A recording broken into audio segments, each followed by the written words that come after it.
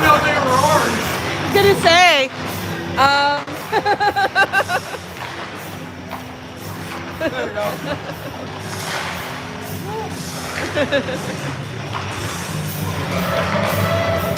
It does very clearly say Kerry Park on it, but I'm conflicted though. it's pretty much the exact same color of orange.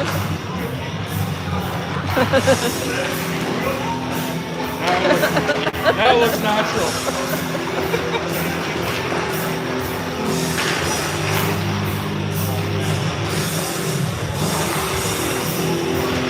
Jen's scouring the neighborhood to find oil right now. Oh, good. Like your neighborhood where you live, or the neighborhood around here? Oh, my God. No, he just disappeared. Is that common? Probably playing.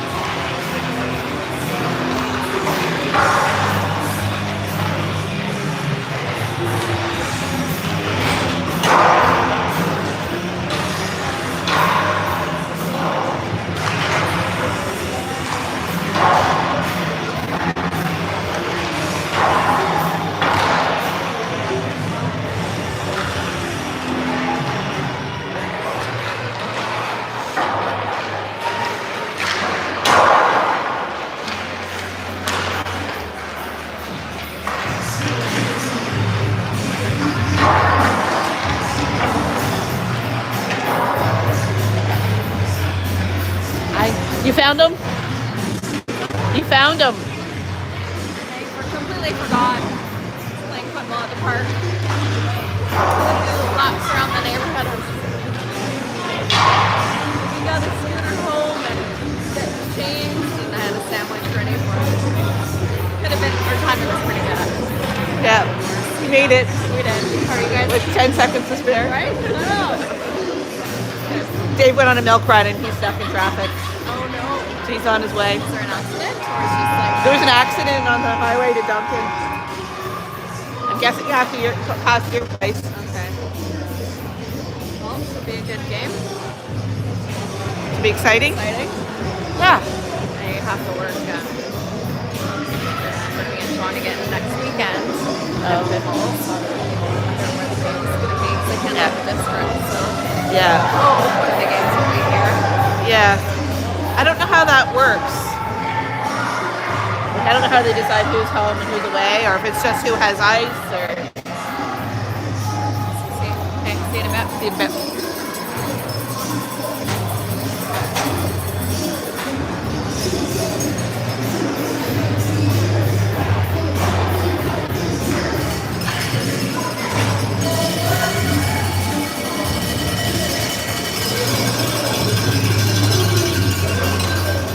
Here we are at the semifinals game.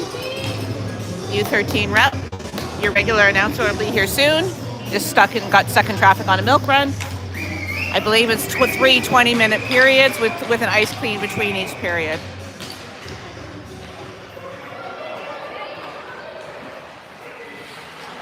Anybody seen Dave?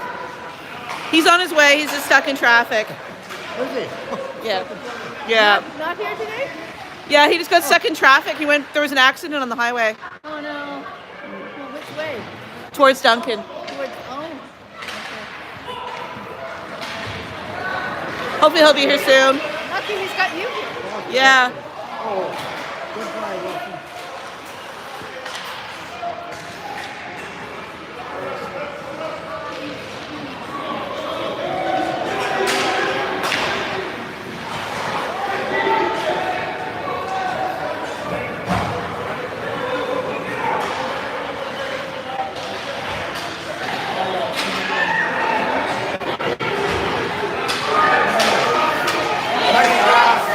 Thanks, Brady. Oh. Good start, 88. Oh! Yeah! Oh!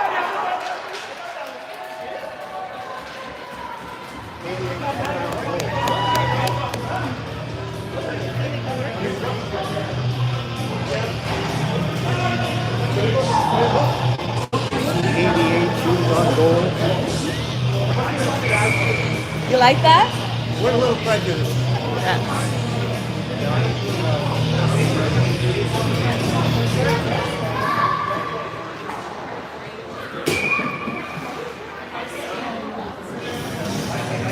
What time did he get home? What time did he get home? Oh, 11.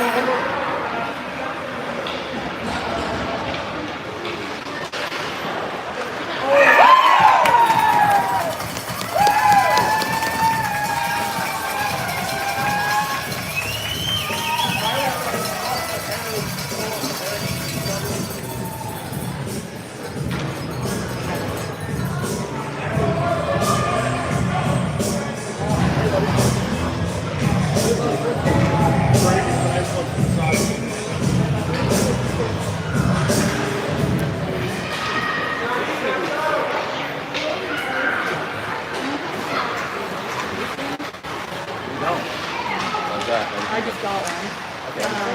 Well, Philly wants to redo it. There. Yeah. But, You can just buy Dave ads or maybe I'll buy a whole one. I don't know. yeah, I want I to bought make one right here, but it's literally didn't even go once. That's like, okay. so I split a family house with my friend Nick. Yeah. So Okay. his son Lucas is in Jasper's age. Yeah. So I want to make a place to build.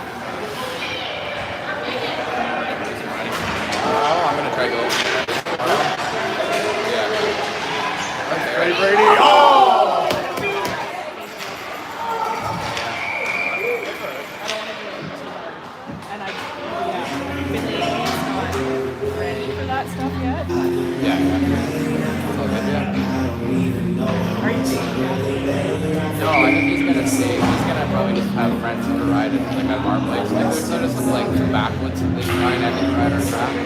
So I think that's what they don't really get much about it.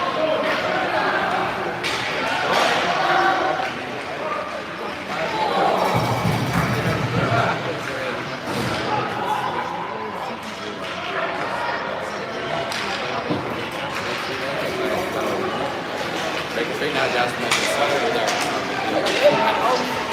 Yeah. So I know the Jasmine was like, is there some way we can get our friends to be able to come and ride in here too? I'm like,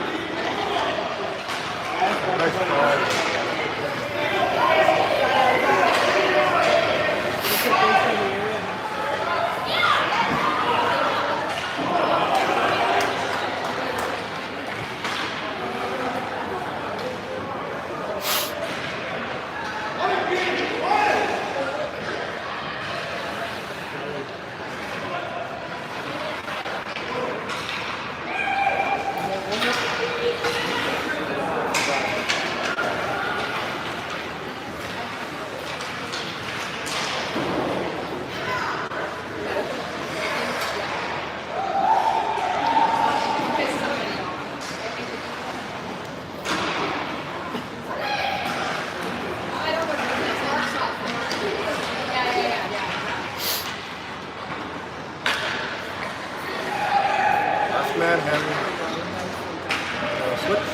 Switch.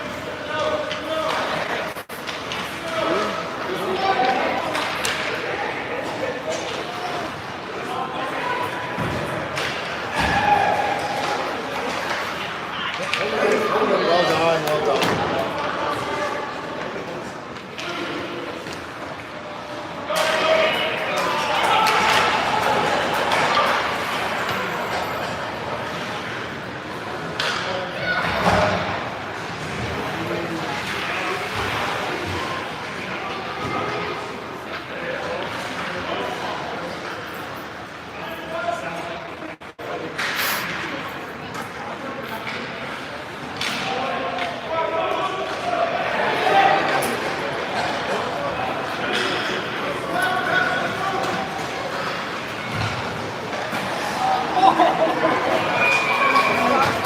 Leave it.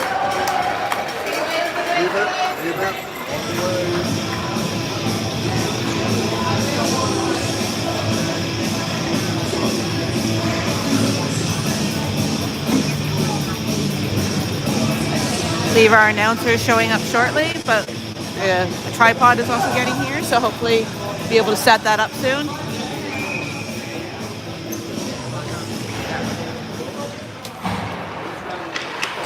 What's your dad doing?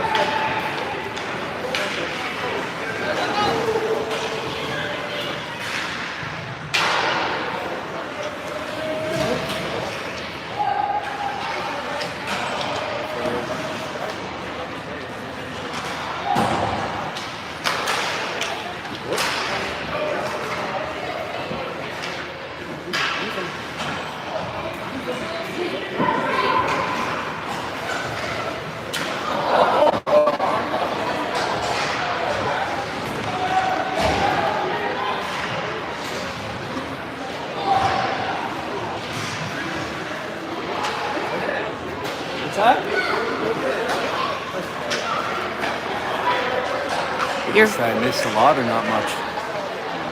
I know, like, what does that mean? You want to give me a game recap or? No. You want to give me a game recap? I said all he scored, the baby scored, is that right? That's correct. And I hear the grandparents are wondering where their shepherd is from afar. Who is it?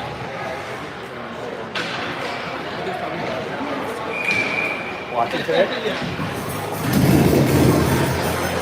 No penalties so far, which is a good thing. Okay. Oh, there's one right now. That's on them, so that's good.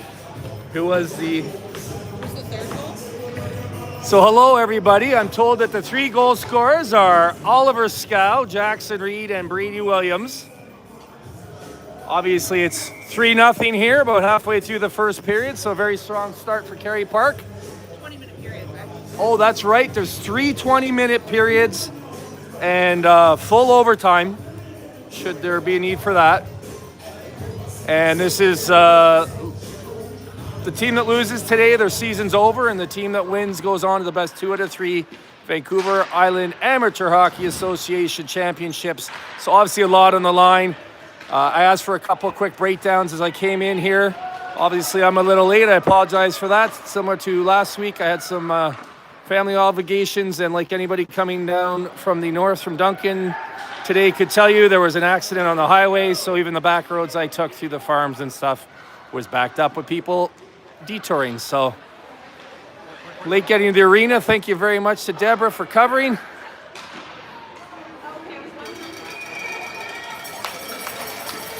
Okay, a break there will allow me to switch over to the tripod. I have to go look for my glasses. Huh. I don't remember what I did with them.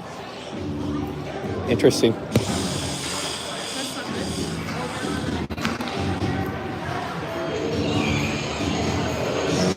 So obviously a great start for Kerry Park. 6 minutes to go in the first period, up 3-0. Minute 22 to go here on the first power play of the game.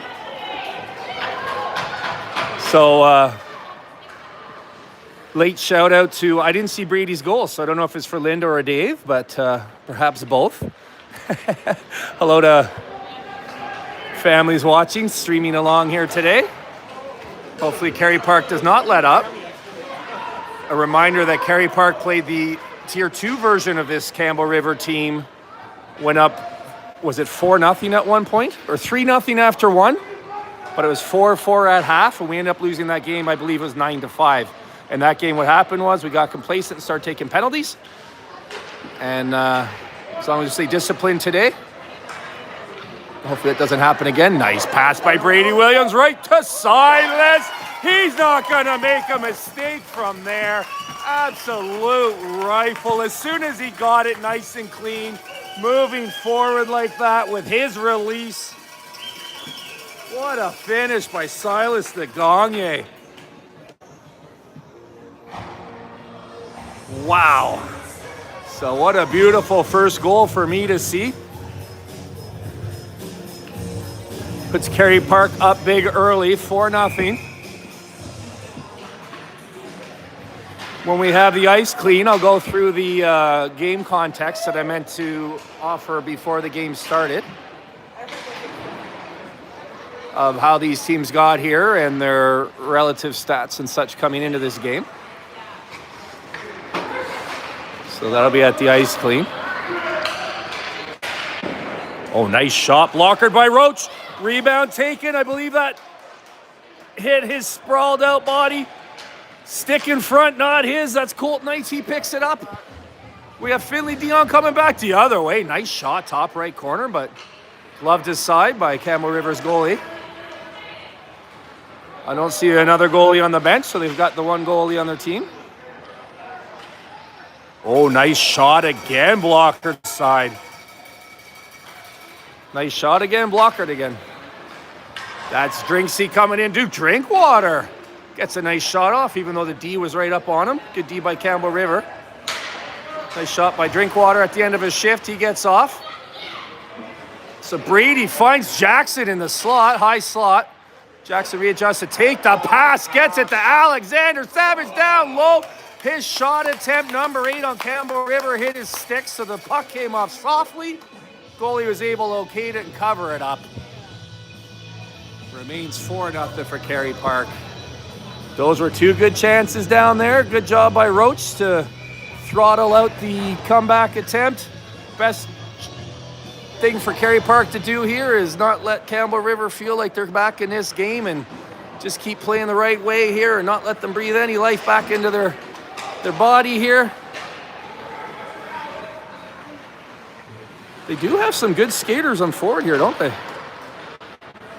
So Campbell River is a real hockey.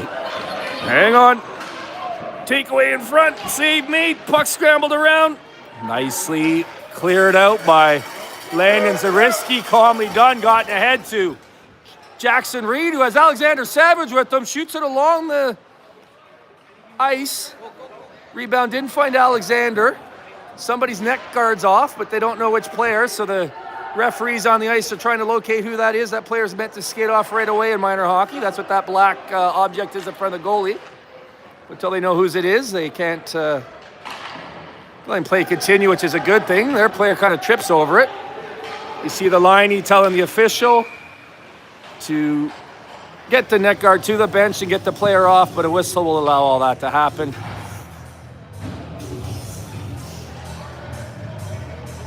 That was an icing call, so the face-off will be back in Campbell River's end. So right, during the regular season, the first period would be 15 minutes, and then we'd have a 20-minute second and a 20-minute third. But now we're into this point in the playoffs. It's 20-20-20 with, like I said, a full overtime. It confused me a little. It said something like there'll be a 5-minute overtime, and then if it's still tied, a 20-minute overtime? Oh, maybe it's not sudden victory. That's why. Maybe that's why. Oh, nice shot by Jack McCamey. Tipped off, I believe, a Campbell River player by the reaction of the players on the ice. You know what? I think perhaps I'm projecting. I was celebrating that. Remembered it was the 5-0 goal right when Jack McCamey he peeled off the bench celebration, because up 5 or more, you kind of mute the celebrations.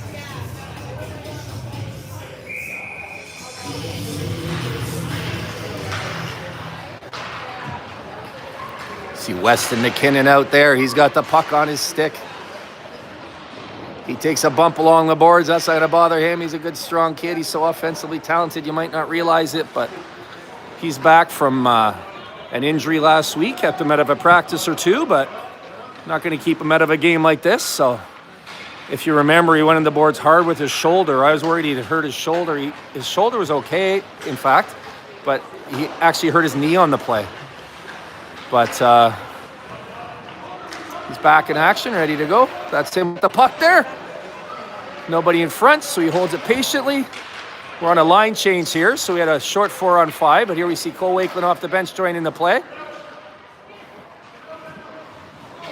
Putting pressure on, causing a sloppy Campbell River exit from the zone, intercepted by William Hamilton, back and forth with Silas de Gagné. Get it up to the forwards. Good job. Jasper Smith had the puck on his stick, met resistance, stopped at the blue line, and good job by Weston McKinnon and Cole Wakelin to keep themselves onside on that play. Campbell River got the puck, shot it down the ice. That's an icing. Shoot the puck from this side of this red line, and it's not touched, and it goes over that small red line down there called the goal line. It's an icing. Face off back in your end. Well, this is fantastic. Oh my gosh. Brady Williams. That one must have been for Olive. He'd appreciate that joke, older sibling. What? You know what I think it was? I think he was trying to be too perfect with it. Try to pick the corner. I actually thought he hit it. It looked like a perfect shot to me, so I actually don't even know if it missed wide or high, but let's see if he gets it on this second. What a move by Williams. Comes in, pulls it across. Looks like Connor McDavid out there. That one's for Linda. The second of the game. One for Dave, one for Linda, miss for Olive. That's the Brady Williams hat trick right there. What a beautiful goal. Sorry not to get too excited about a 6-0 goal, but that was an absolute artistry. After missing on the earlier attempt, doesn't get deflated, gets it back, comes down, puts on one of those lacrosse moves. Inside, outside, comes across. Goalie's in position that he's going to make the save. Rather than selling for that, he makes an impossible move, gets over to where it's open, puts it in on the finish. Wow. Now it's Alexander Savage coming in. Nice move by him. Oh my gosh. Almost the same move that Brady just scored on in reverse. I don't know if the goalie got his glove on it or if it went up and over, but his glove was there. So let's give him credit for a save on that one anyway. Quick glove hand. Almost had that one, eh, Lincoln? Almost had it.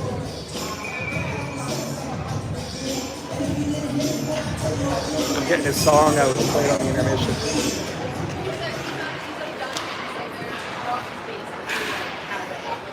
Oliver Scaldolo turns, shoots! Puck saved, but loose. You know, it's not loose, it's his stick I saw. He had it covered. I was like, it's almost perfect timing. Wow. Oliver Scow almost notching his second of the game.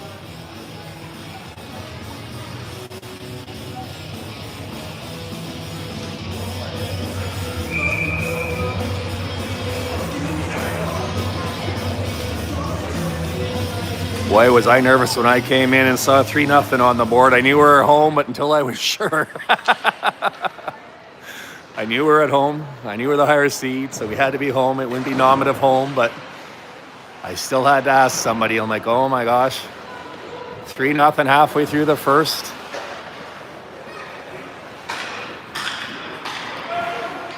$6-0 here at the end of the first. Not surprising. Talked to Mark McKinney. He said the boys came out right away ready to play. I kind of expected no less. The things that were shared with me during the week about what the coaching staff said to these kids. Absolutely sublime stuff. If the kids came out not ready, it wasn't going to be, well, I just didn't think that was going to happen. So actually, we're getting a full ice clean? 2 ice cleans? Good. All right. So there are 2 ice cleans. I wondered with the longer periods and the importance of this game. So we see both teams going off to their respective locker rooms. Campbell River down beneath. Kerry Park up top in the VIJHL dressing room. Home rink advantage, the nicer change room for them. All right, that's going to give me a chance to summarize earlier than I thought. So allow me to pull this out on my phone here, connecting to the internet.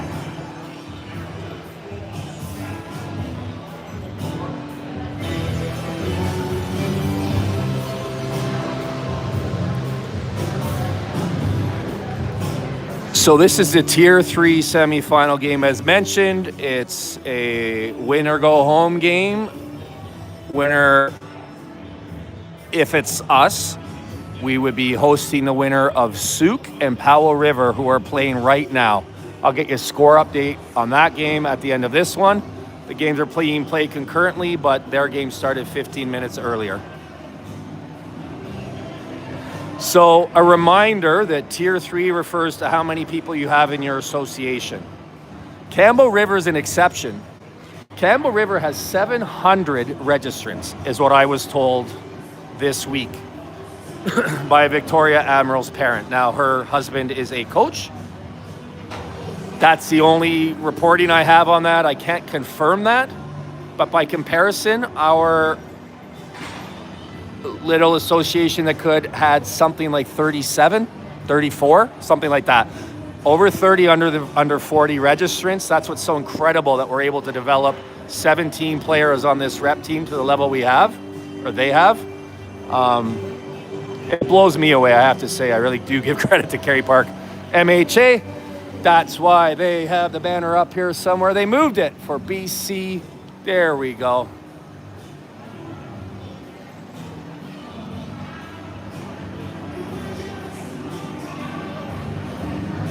My telestrator on this. That one in the middle says BC Hockey Association of the Year 2021-2022, which was the year before I came here, and I can confirm that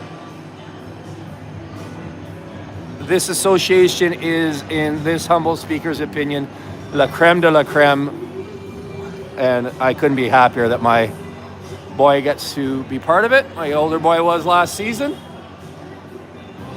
That season last year for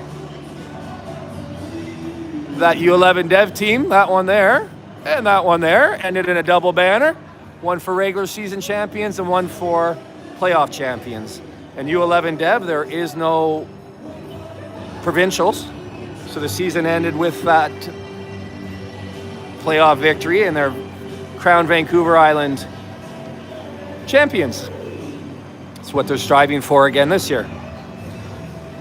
So in Tier 3 in the regular season, Powell River played 10 games. Their tier, So Tier 3, I've explained this before many times, but it's playoffs. There might be more people watching than usual, or some people who haven't watched before.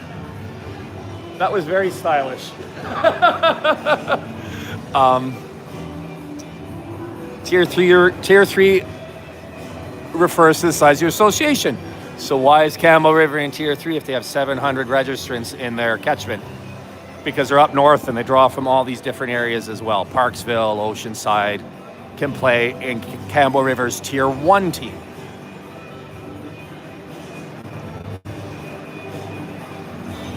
Hard to believe that such rankings exist for this age, but they do. And there are North America-wide rankings for Tier 1 teams. They were ranked 3rd and moved up to 2nd. The last time somebody checked and told me. I don't check on that at this age. I think that's a little ridiculous. I do check at U15 for my older son, but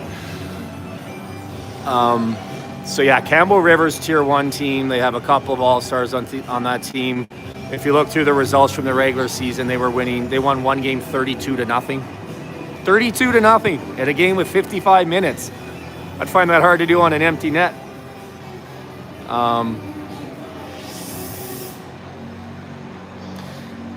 Because of the size of the association, the rep players that are good enough to play rep but don't make that tier 1 team will go on their tier 2 team. That tier 2 team played in Div 2 all season versus us. That's a team that we played in our regular season. And then their tier 3 team is this team. So come playoffs, when associations return to their playoff tier, not the regular season tiers. So we played Div 2 all year, which is basically against second tier 2 teams. You return to your playoff tier. That's why we're playing their tier 3 team now, which we did not play this season, rather than their tier 2 team. Div 2 team, they call it. We did play this team actually way back in September, or maybe October, in tiering. That game was up at Campbell River. As I remember it, it was 2-2 at the half, or maybe 2-0 at the half. It was 2-0 for us at the half, I believe. And then we went on to win that game 8-2. Although Elliot remembers it being 8-1. And I do remember Hunter Campbell played that game, and I really felt he deserved a shutout. I do remember this because he got scored on with about 7 minutes to go. I thought, what a shame, that boy deserves a shutout. And he had 2 or 3 of those going in a row at that point. So I do remember it was 1 or 2 goals for them, and it was 8 for us. So, but that was months ago, and that was tiering. And after tiering, the teams can change, because they would have had team players on their team that went on to rec or house league after that. And then I understand there's something like 4 house league teams as well. So we have a total of 7 teams up there. Although maybe it was 7 house league teams and 3 rep teams. So they have a lot of hockey players out there. And that's, if anybody remembers, when we play up there, their games, they have hundreds of people come out just to watch. People in the community that don't even have kids playing. T.O. It's not muted. Oh, you're just listening. Oh, okay. What are you saying? Are you just talking to people? Yeah, I'm explaining how this works. Oh yeah, I have notes even. So right. You see Alexander at the end there, dangling. Oh, I thought it was beautiful, he but wants one so bad. It's been a number of games. oh, has it? Yeah. Well, he's creating opportunities. See, I'm surprised to hear that. $20 a goal, buddy. Just whatever. Does that apply to Elliot if he gets an empty netter? Okay, I'm gonna continue here because I'm halfway through a sentence. Yeah. So in Div 3, which is where this team played all year, in 10 games, so I was talking about Powell River when I gave the record a moment ago. Campbell River, so right, sorry, I came in flustered, I'm still getting grounded here. Our division, Division 2, was very flat this year, which was excellent. People that watched all year know we had a lot of close games. There was one team at the bottom, JDF, but the rest were all very close. It's very competitive, very good for these boys, great for development. Tier 3 was similar. So Campbell River in Tier 3 was 4 wins, 4 losses, and 3 ties.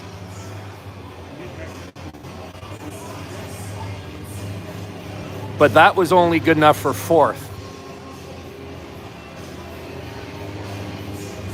But only 2 points behind Powell River. Powell River had 13.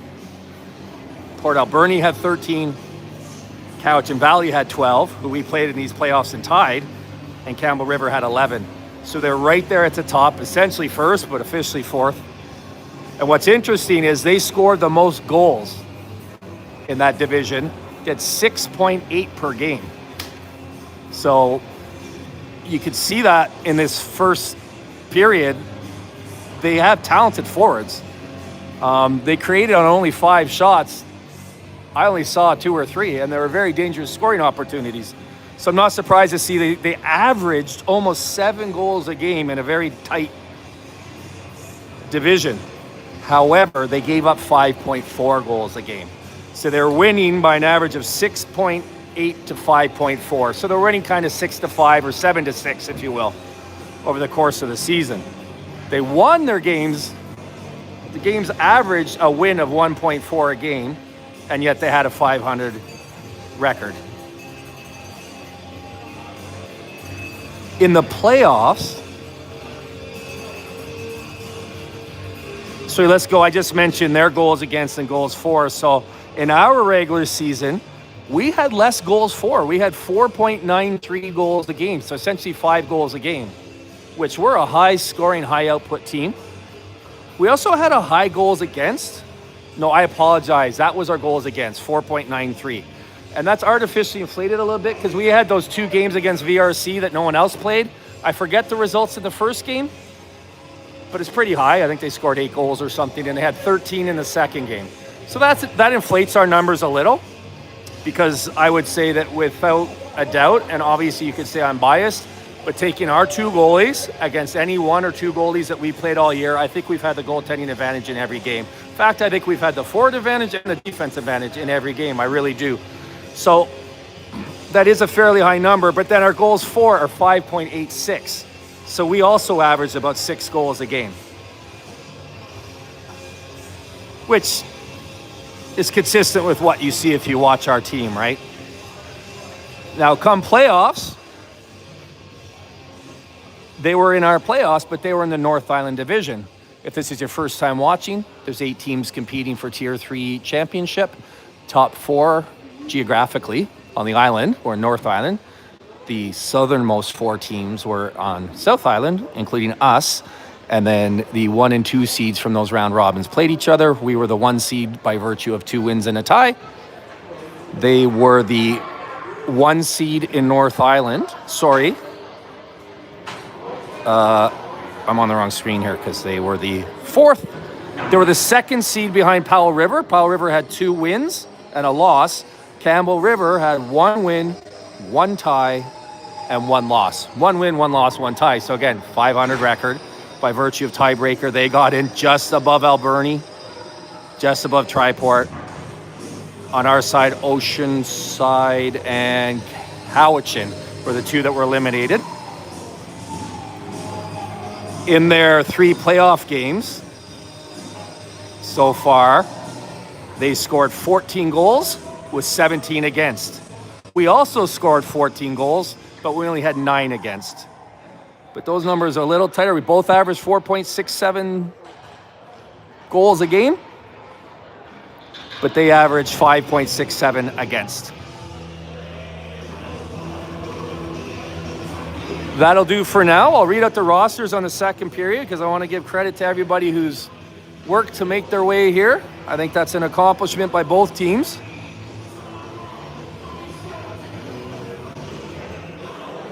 We'll start, well, I will mention that's Levi Rocher down there in their goal. Elliot Roach and ours, they're the 2 players that don't leave the ice, so you might as well know their names. If you just joined, I should have had this pointed over there. It's been a very strong start for Kerry Park here today, 6-0. But 2 periods to go. I would say, having studied their results throughout the season, that I was quite confident that this was our game to win. And only if these guys played less than their best game could we lose. And I haven't seen anything from these boys to tell me they're going to play anything less than their best game. Little inside baseball here. After the last game, Bryce told me, he said, you know, Dad, puck drops on the second. He said, I haven't seen our team. Hang on here. We got Cole Wakeland passing over to Brady Williams. He wants to get one for Knuckles. You know he does. He said, I've never seen our team so locked in dry land. Did the what? Oh, thank you. Thanks, Lincoln. Reporter on the scene, Lincoln Savage, passing on from reporter on the internet, John Savage, that the score in the Sioux game is 2-2. I had promised to get to that and hand another blocker save by Roach. They might want to try something else here. Ooh, pass in front.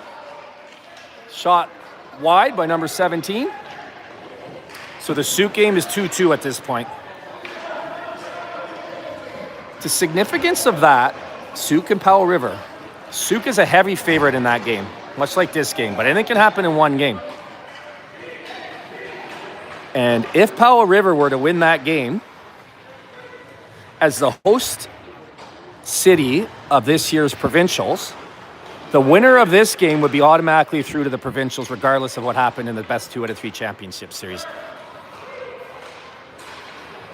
So while I'm a big believer in control what you can and don't worry about what you can't,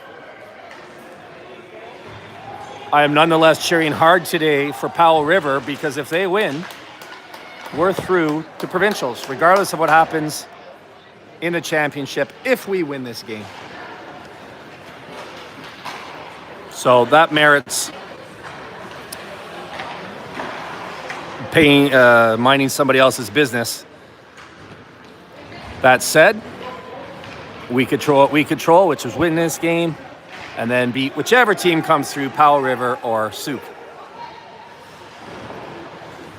If you've been following this team this year, you know that we have a rivalry that's developed with Souk based on the fact that the teams are so evenly matched and have played such hard-fought, gritty games, high-leverage games, meaningful games, passionate games. There's been passion on the ice, passion in the stands. When this playoffs started, the most objective assessment of what was most likely, far from guaranteed, but objectively what was most likely was that Souk and Kerry Park were going to face each other best 2 out of 3 in the championship, and it would be pretty much, again, someone not connected to either team would probably say it'd be pretty much a coin flip. I don't believe that. I think Kerry Park wins if they play their best game, and I think we would. But say Vegas or something, if they're setting a line on it, would probably put it at Pick'em. That said, we're getting ahead of ourselves, but that's the reason the Souk Powell River game is of interest.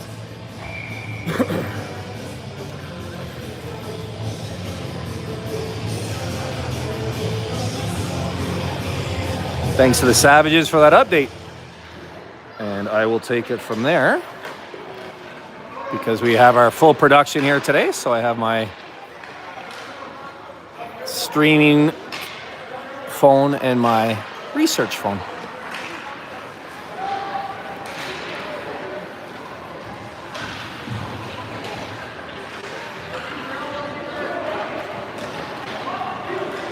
Beautiful sunny day here, by the way.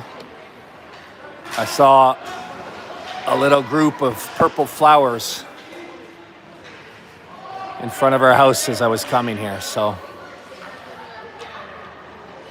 it's officially spring. Not yet March, but officially spring on the island. Marks a winter without a single flake of snow staying on the ground. But what do you expect when you live on an island in the Pacific? Is that Weston McKinnon? Woo! Knee looks good today. Wow. That was indeed Weston McKinnon. Threw it towards 2 players in the slot. Smart play, but neither one of them was able to take it. Play continues in the Campbell River zone. This is how we want to play the rest of this game. Down low. Exactly. Don't force anything out that could be intercepted. Good smart play there by McKinnon. He had Colt Knight up on the D, and I think at a different point in the game, he might have thrown it to him, but with 3 orange jerseys there, he thought better of it. Got it down low. I saw the puck thrown in front by Cole Wakeland, and then I was watching the interception of that by the Campbell River defense, and I see Cole down and now making his way to the bench. So hopefully he's okay over there. Reminder, when we did play the Campbell River Tier 2 team, one of the best performances I've seen all season. Never mind that he got 5 goals in the exhibition game versus the Reign. To my mind, more impressive than 5 goals is the Cole Wakeland hat trick. He drew 3 penalties in 1 game. He drew 3 penalties in 1 game through his hustle and hard work. It's one of the most impressive performances all season. Oh, nicely done there. So we have this line out there now, a Big Jackson Reed, tenacious Oliver Scow, and the rifle-sticked Alexander Savage. Jackson looking around, finds Alexander. He lets one go high slot. Tipped wide. Scow grabs that. 2 men on him. Puck comes out. Left there for Savage. Savage gets it. Throws it in front. Finds its way past. Reed to Scow for his second of the game.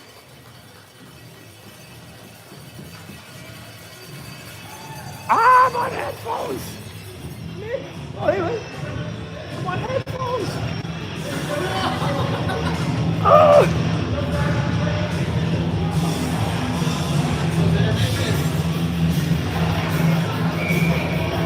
I was ready. There goes the Emmy for sound production. My apologies, Oliver Scow. But you know what? Now he's not competing with the in-arena Scow.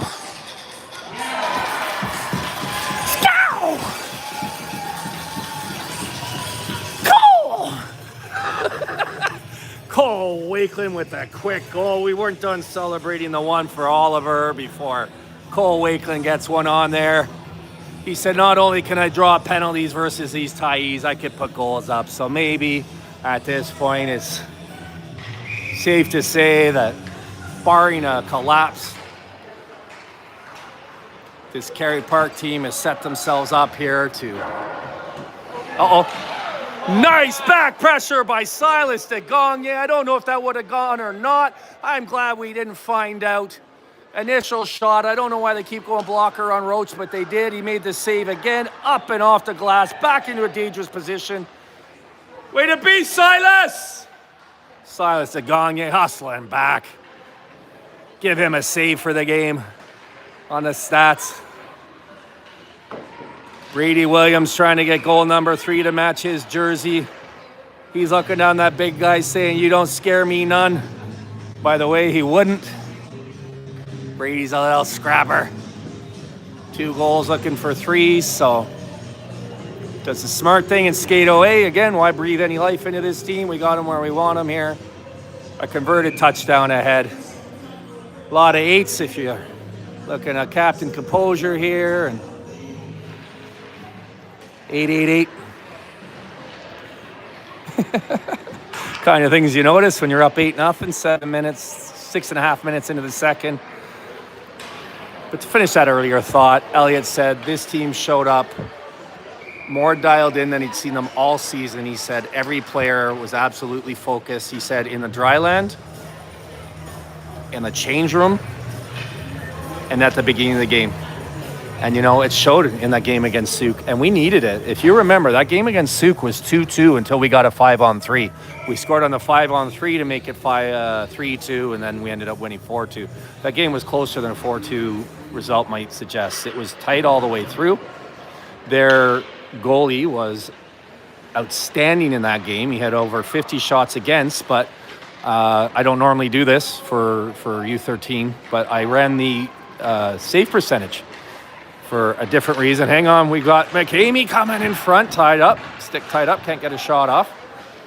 That goalie save percentage was identical to Elliott's, who played that game. They had, it makes sense, right? 4-2, exactly double the goals. They had exactly double the shots. So I think it was 54-27 was the shot count, something like that. So they both had something like a 9-13 or 9-17 save percentage. And yet it felt like the Souk goalie was even more outstanding, just because we created so many good chances. The nature of the score, the nature of the game, but it just goes to show, though, like right down to the thousandths of a percent, saves versus shots was exactly equivalent. So yes, we won 4-2, but that stat, I think, really to me shines light on the fact that it was a very, very close game. And the difference in that game was penalties in our favor, right? So our team has really, in the playoffs, stayed out of the box, and look at the difference it's made. Well, right, you know, speaking of which, Finley Dion in the box right now. He got a T, which is unsportsmanlike. So often that's a comment to the referee or perhaps a comment to another player on the ice. It was behind the play, so I didn't see it. Quite behind the play. But Jackson Reed says, I don't care if we're shorthanded or not. I'm going to set up my buddy Ollie for a hat trick.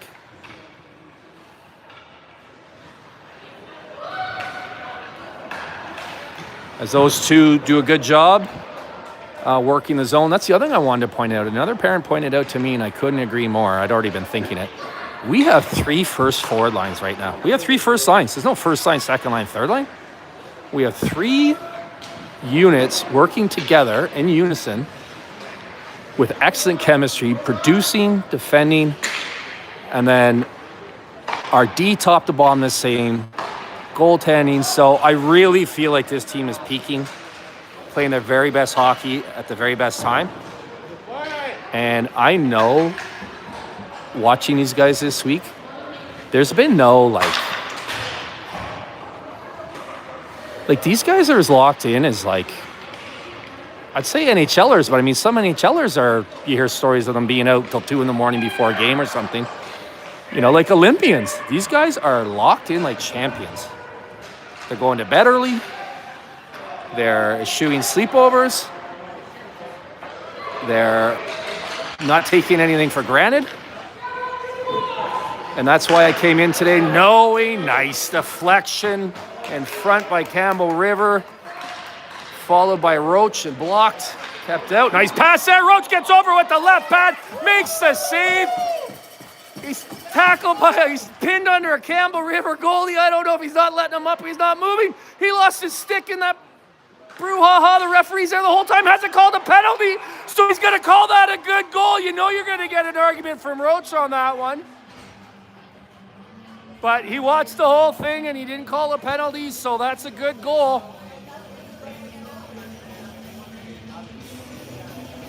Roach not protesting too much. And if he tries to in the car, I'm going to tell him, you got to stay with the play. In my opinion, that's a good goal. Get up, get back in the play, push the guy off you, do what you got to do. At any rate, it took a pretty dirty goal by Campbell River after a couple of highlight reel saves by Roach to get Campbell River on the board here, and they do. So it's 8-1 with a little over half this game to go here. Reminder, if you joined us late, hang on, Brady Williams and Cole Wakeland in there, trying to add to their goal totals of the game so far. Both of them with at least a goal today. Here comes William Hamilton coming in. Goes wide right, left. Puts on a nice move. Circling around, back to even strength here, of course. After the goal by Campbell River.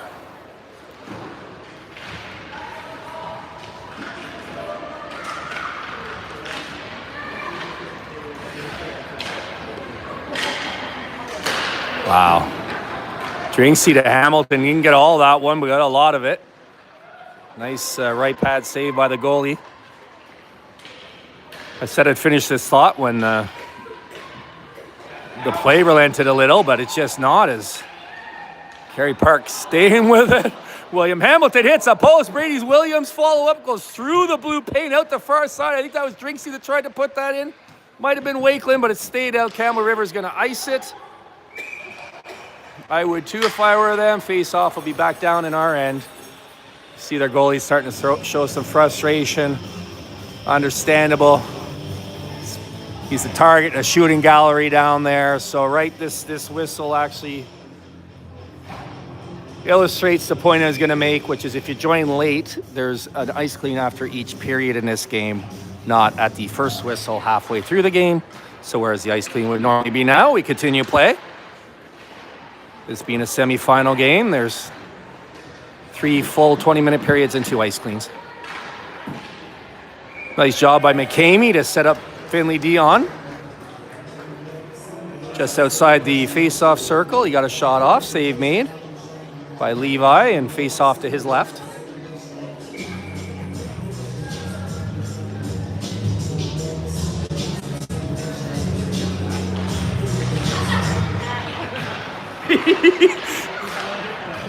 Oh, nice save made. Jasper Smith there for the rebound.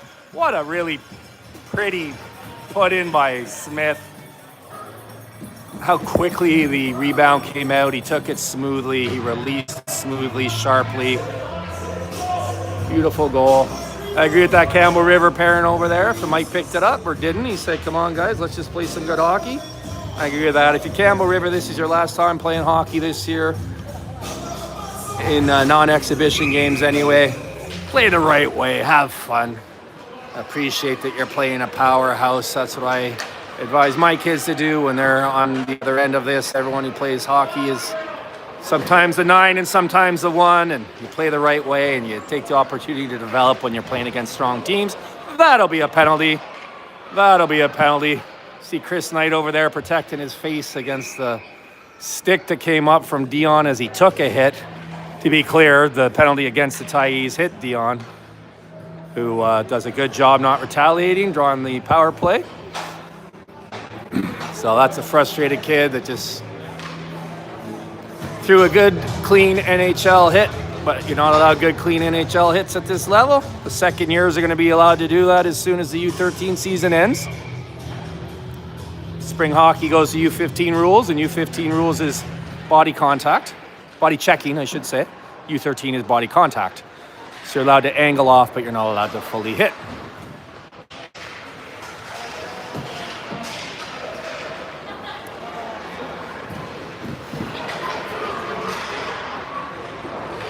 Really nice move there by Campbell River coming in, but well defended. Took the shot away, and what did come through to Roach, he backhanded away. Alexander Savage, nice moves all over the ice by both teams. He gets knocked down by number 15 and gets a slash for it.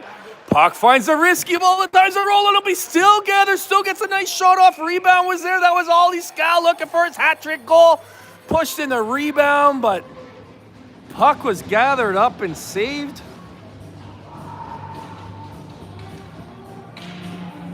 By Levi Richards. Don't let the shot to goal count fool you. Not all shots are equal, and I think that kid might have more than 20 shots against him. But the quality of saves he's been required to make, it looks like he's a little injured or a little tired, a bit of both, but he's the only goalie over there, so he's gonna gut it out. Nice face-off win by Cole Wakeley. Gets it back for a cannon from Degagne. Nice blocker save by Richards. Hamilton over to Wakeland on the half boards. He gets it over to Duke Drinkwater, who tries to find his way into the slot. Stolen by Campbell River and sent down ice. I think it's okay to share that these boys are now practicing what they worked on at least some of the practice during the week. Practices were intensified this week. A couple extra thrown into the schedule. Again, Kerry Park Minor Hockey Association. Glorious. And at least one of the focuses this week, or some of the time that was spent as we approached 30 seconds left in the power play for Kerry Park here, was on the power play. So despite the 9-1 goal, 9-1 score, you want to be able to implement and practice in a game what you worked in the practice. The second goal was for you. When was it? It was earlier. The second goal.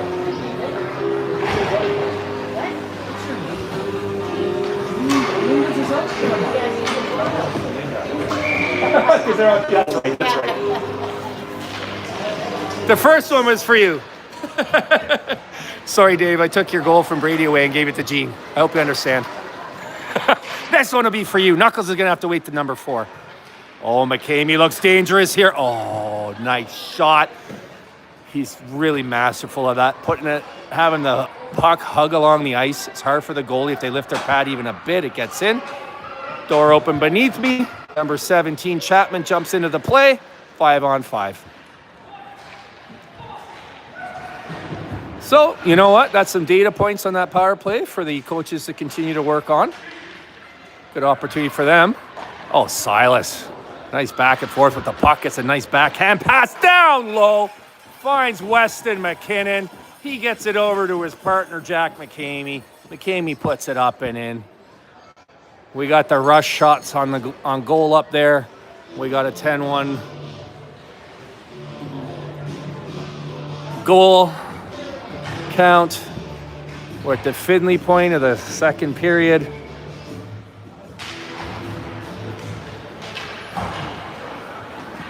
You guys are good luck. What can I say?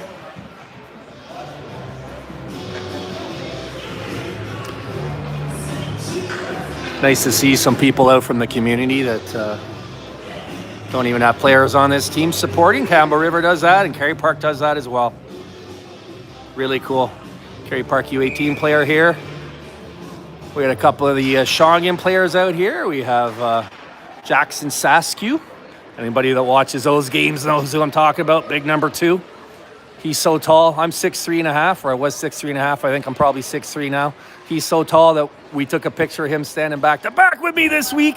That wouldn't have gone. You can see it was indicated as a high stick. Us taking possession. That's just a whistle and a face-off outside the blue line. It's not a high sticking penalty. It's contact with the puck with a high stick. So yeah, Jackson Saskew here. He's probably 6'2" in grade 9. If anybody's familiar with that team, he's third leading scorer as a D. Absolute powerhouse. And the Shawinigan Lake goalie is here as well. One of the 2 goalies, Bryce Roach, cheering on his younger brother. Maybe have some pointers for him after this game. Don't get fallen on. Oh, Jackson. Oh, and the bottle goes flying. I don't want to over-celebrate an 11-1 goal, and he doesn't. But that was dramatic and beautiful. If you're watching that on the replay, get the slow motion out for that. Holy smokes, buy that kid a new water bottle. He's been absolutely assaulted in nets today. Jackson Reed, our big, tall Jackson. You could tell he was skating with such power and precision there when he came around and released that. What a beautiful goal. Just like it's scripted in a Hollywood movie. Water bottle goes flying.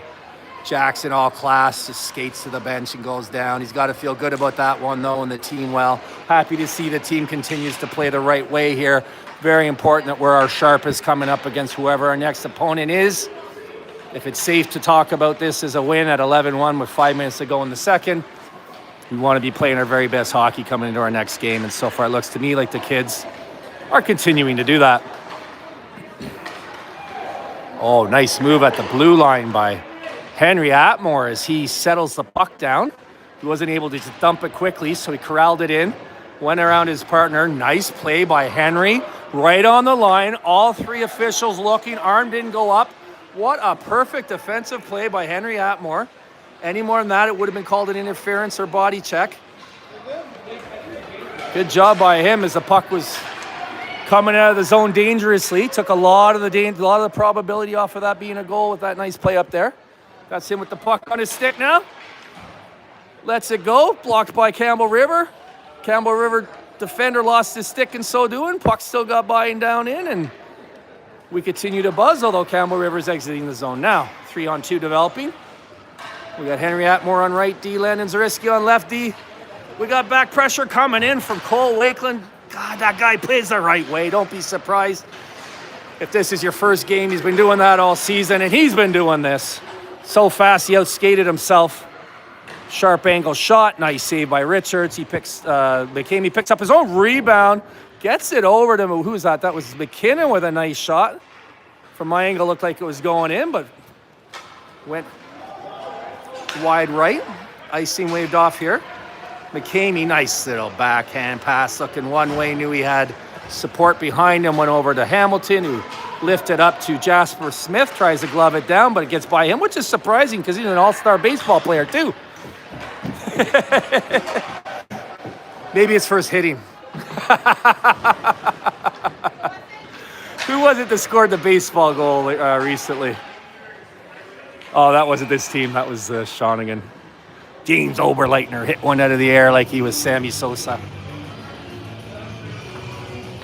Oh, I see Ben McCamey down there too, in cheering on his brother. Another CSSHL All-Star. Superstar, I'll say. I don't like playing him, I'll tell you that much. Comes down that wing with so much power.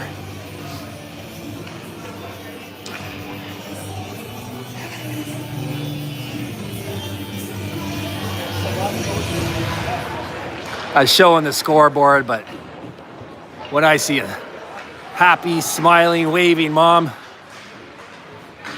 I'd be proud too of Silas DeGagne. Where my son, hang on, Alexander Savage. What a save made by Richards. Nice pass across to Savage. You got a nice shot off. Absolutely. Again, stalwart goaltending. I don't know what the actual shots on goal are, but the actual score could easily be more. We're just really seeing what this Kerry Park team can do on top of its game. Savage picked his spot there. You could see, rather than going force, he went precision. I could see exactly where his aiming was, that far post. He hit it, but outside of the post and out. Skillful little play by Savage. I didn't see what Oliver Scow did to do a penalty there, to take a penalty. Did you see? Shoulder. Yeah. Okay. Some nods.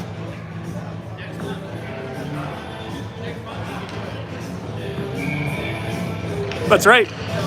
That's right. Oliver Scow, one of the second-year players, will be allowed to body check starting next season.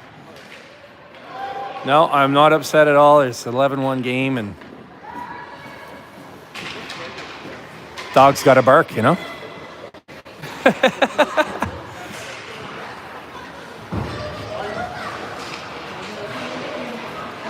Oh, you see Colt Knight holding off there so he doesn't go down 3-on-5. That would be a different issue. You don't want to do that.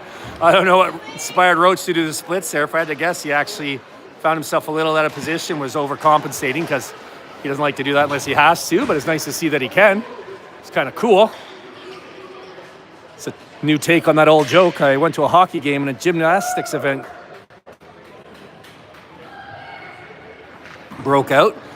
I don't know if that sophisticated applause was for the awesome shot by Cole Wakeland or the awesome save by Levi Mitchell.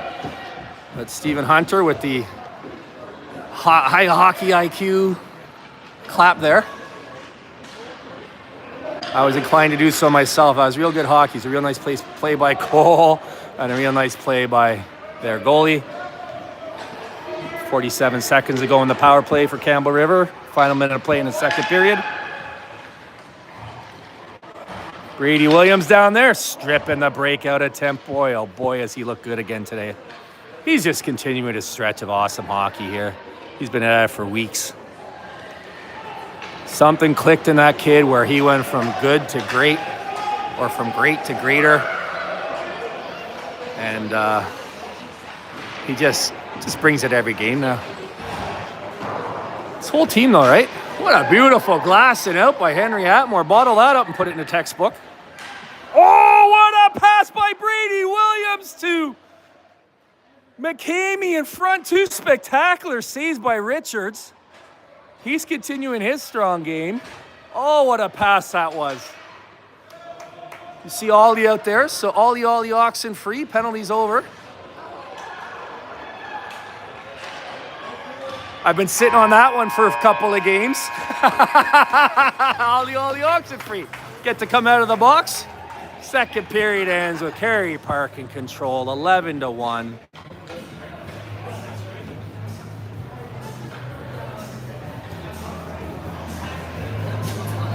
Solid command in this game. Wonderful to see.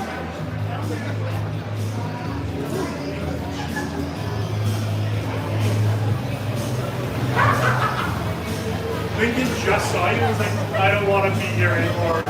Oh, what is this? Can I take a picture? Wow! Did someone have a play or something?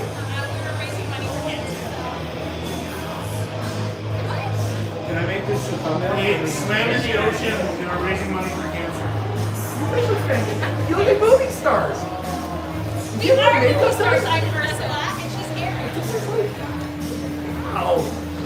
Very professional looking. He walked right up to us back there and didn't recognize us. Best thumbnail ever. Pardon? Best thumbnail ever. Yeah, just don't tell anyone who it is. So, John's like, score is 3-2 for, it was 2-2 halfway through the second. What happens if they win this game? So, they win this game, they win the finals, and that's the best you throw to 3. well, temporary timeout, and I'll be back to read off the rosters as promised to get an update on that suit game. This Powell River automatically has a spot. So what are you guys doing So then the next best team will go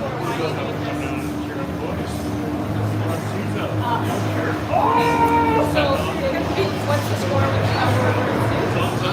I won't. Oh no, I got the camera down. If anyone's still watching. Put him sideways. Isn't that beautiful, folks? The Kerry Park. Number 1 for Elliot. Number 19 for U13 star Braden Dufresne. But that KP1's for Elliot, right? Oh, look at that. Hold that up again, please. I have an update from the truck. Wow, and what does that say? Third period, how much time left? Right, because they started 15 minutes ahead of us. We're going to know that score by the end of this game. All right, John Savage making his way through the crowd, showing people that it's 3-3 for Souk. If you join late, the Souk Powell River, I should say, not for anybody. If you're joining late, the implications of that is if Powell River can pull off the massive upset and we win this game, we're through to provincials because Powell River is the host team. So that would guarantee win or lose the best 2 out of 3 that we'd be through. I just got goosebumps saying that. I've never been this close to provincials in my life. We're 3 wins away. This one seems well in hand. Again, that one's out of our control, but 3-3 with 15 minutes to go as of the last update in the third period. Woo! Soup's the favorite. By far. Yeah, I don't know why that game is as close as it is. Ooh. You guys are out, eh? You're close though, huh? Yes.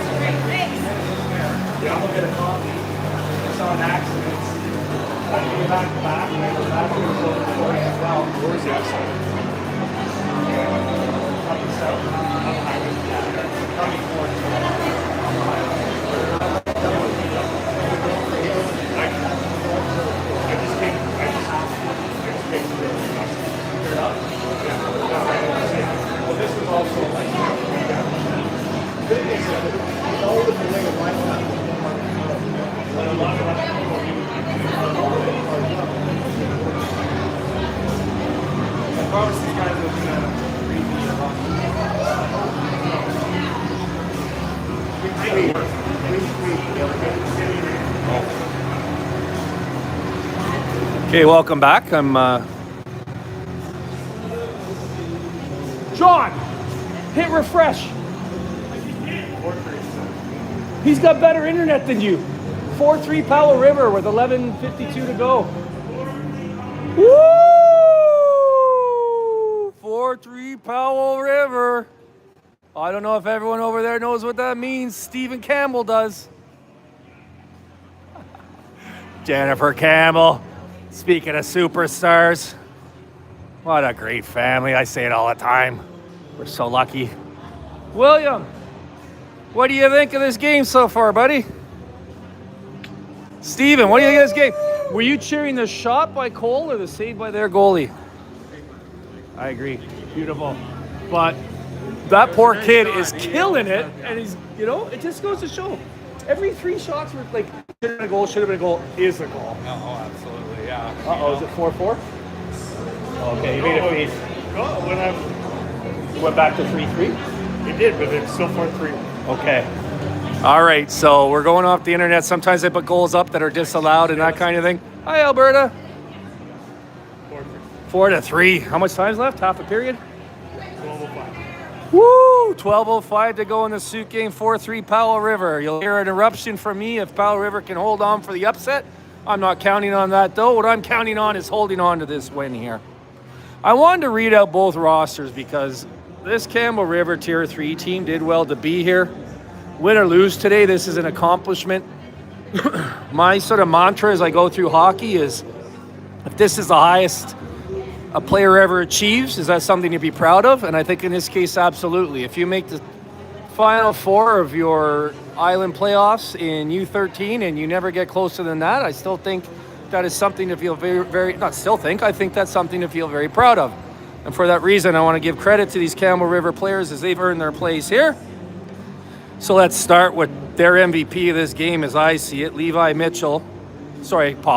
Richards in nets. You probably overheard me saying that whatever the real shot count is, that kid is, how many shots has he faced that shouldn't have been goals? So he's doing a great job in nets there, and he's getting beat up a little bit, but that's part of every goalie in minor hockey. It happened to Patrick Waugh. It happened to Kerry Price. It's happened to Elliot Roach. It's happened to Hunter Campbell. And today it's happening to Levi Richards. But if this somehow ever finds him, I hope he realizes here's how proud he should be of his play today, because it could easily be double that up there. So let's go through their lineup. I'll just go alphabetically by first name because that's how it's listed on the site. So full credit to all these players for making it this far in their U13 season, 2025-2026. Looks like their journey's likely to end here, but a very good showing throughout the season in the playoffs by Alex Keith, Ari Legendary, Colton Del Casino, Cooper Bishop, Gage Hornby, Hunter Herman, Jackson Pennington, Kessler Chapman, Lennox Robertson, Logan Gregoire, Luca Reed, Lucas Lepich, Marcus Tuhi, Mason Lee Hu, Aaron Robinson. Sorry, that's the team. And then the coaching staff, Aaron Robinson, Brittany Gregoire as a safety, Greg Hornby, head coach, Carla Herman, the manager, Chris Keith, Steve Minot joining Aaron Robinson as assistant coaches, and Tiffany Richards as their second safety person. These teams don't happen without a ton of volunteers whose names get mentioned and those that don't. For example, we got Jess Atmore down there working music today. We have two other people in the box with him. We have Jeff Williams, who's run the dryland all through this season. I don't think I've even mentioned him on here once, but that's greatly appreciated, Jeff. Just to have a professional coach run your kids through their pregame dryland, game by game, and the sort of psychological and athletic insights he's just sort of able to share on focus and the right things to do. These kids are going to be able to come out of this team and go to their next team and lead those kinds of activities, right? And be leaders on older teams thanks to contributions by volunteers like him. Not to mention he gets the really cool hoodies, towel hoodies that you see the players wearing, and that's some of the merch. Does all kinds of stuff. Jeff Williams, he's a unspoken superstar of the team, but of the spoken superstars, let's go to the team staff to start off. Assistant coaches, and we got many of them. We got Chris Knight. He works mostly with the goalies. You tell me what kind of job he's doing. Cody Drinkwater. Elliot told me, Dad, Cody doesn't say much, but everything he says is so helpful and useful. When he's the other goalie in a game, he hears what Cody says, and he says he's an excellent coach. Darren Van Owen, he's the big guy you see over there. The legend, there he is, the last coach walking up on the boardwalk up there. We love it when he's able to come out. Rob Wakeland. Why do I feel like I'm forgetting somebody? I know Mark McKinnon helps out when needed. There's other parents and coaches that step up. I have to shout out Coach Kyle.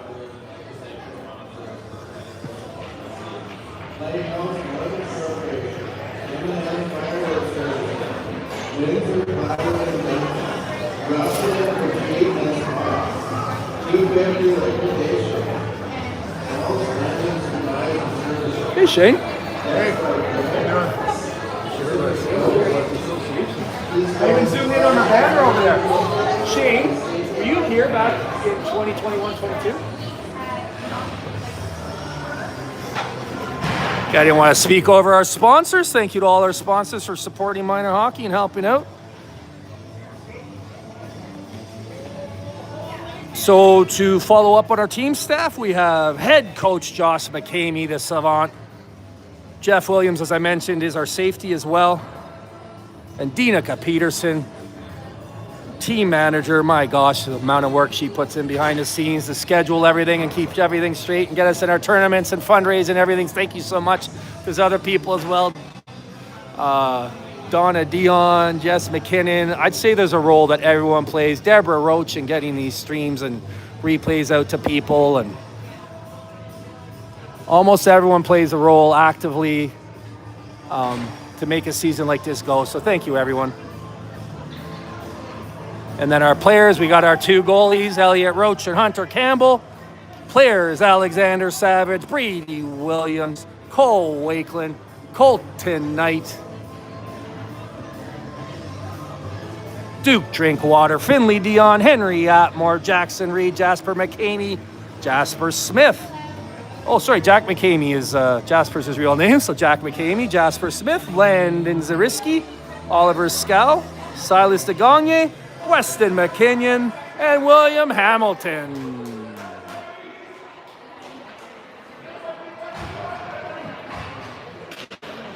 So joining us late, Kerry Park, very much in control here.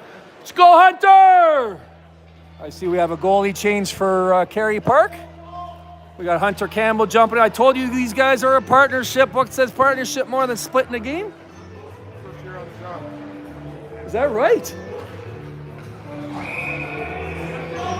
What's that? You asked it, they can't see. But they can't have them all at the same time.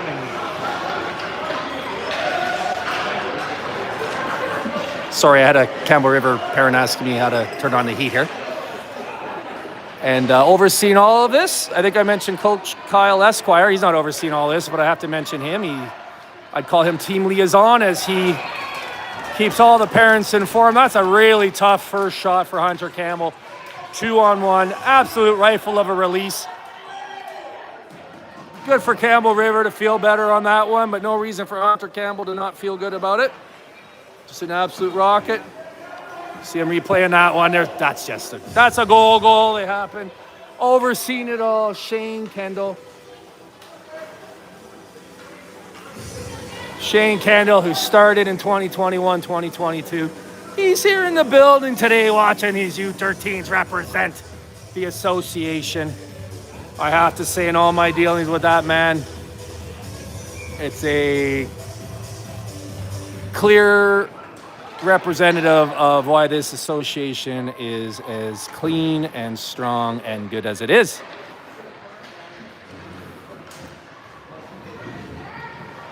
And it's becoming reputed as such, not just on the island, but people on the mainland kind of know about this team that overachieves. Again, half the kids that came out for hockey are on this team.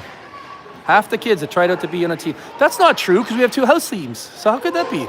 17, 15, 15. However many that is, 57. Oh, that came out that tried out for rep. That's right, 34 tried out for rep. And out of that, we have this team that, I'm not bragging about the team. It might seem like I am. I'm trying to give credit to every single kid on this team. You know, we're not led by one or two superstars. We have 3 first lines, 6 starting D, 2 starting goalies. Just the credit for that has to go to more than just the players. Ultimately, it's the players, but there's a lot of credit to go around. What a pass there by Colton Knight. So is it official? That's my understanding.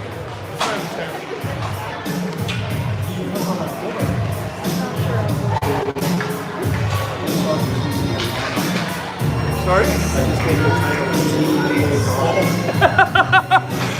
You have been all year. Hunter's still replaying that one in his head, but I mean, that was just a beauty goal, but that's how you get better. Tom Brady used to lead his team down the field, score a touchdown, then go look at the iPad. What could I have done even better? Oh, wow. Jackson Reed off the board like there's no one else on the ice trying to stop him. Gets a nice shot up. Another nice save by Richards. Oh, that's a nice moment there. That's a nice moment there. Unless the kid was, if the kid was out there trying to injure people and his dad's saying that, then it's awful. But his dad said, I'm proud of how you're playing. Gave him a thumbs up and an applause. I'm calling it right now. That's this game's fan of the game, that Kerry, Campbell River dad, encouraging his kid the right way, down 11-2, telling him he's proud of how he's playing. He gets a souvenir for his... That's the hockey gods giving him karma. Oh, don't throw that guy's puck out the stick. Puck away.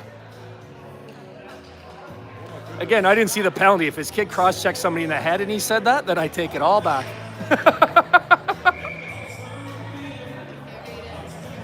Oh my God! With 5 minutes to go. Oh my God, we have an out-of-town update. Compliments of David Dufresne and Kyle Hamilton, both. That is now, with 5 minutes to go in the third, 6-3 Powell River. Oh, I got goosebumps again. I'm not even ashamed to admit it. Oh my gosh. Well, again, there's 5 minutes to go in that game, and stranger things have happened, and there's 17 and a half minutes to go here, and this is a business we have to take care of. Yeah, accidental, but I don't know if it's accidental, but like definite trip. Took away a scoring opportunity from Alexander Savage. That's going to be called. So with 44 seconds to go in the original power play, Kerry Park will be going to a 5-on-3 for 44 seconds or less, followed by a minute 16, 5-on-4 or less, the or less if there's a goal. I think the kid was just playing hard, but calls a no-doubter in my opinion. Senior staff here today, and I think it shows on the officials. We have 2 lineys, 2 referees, Kerry Park doing things the right way again. Right? Comes out of the budget to pay for the extra refs, but extra ice time, but making sure things are done the right way. Brady Williams with his third of the game. I forget that one's for Dave. He had to pay him back. He shrugs. I heard he took one away from Granddad to give to Grandma. I had to give it back to Granddad. That one's for Dave. Jean's got hers. Linda's got hers. Just knuckles to go. Again, I apologize for over-celebrating, but a lot of these goals, significant. And there's Knuckles.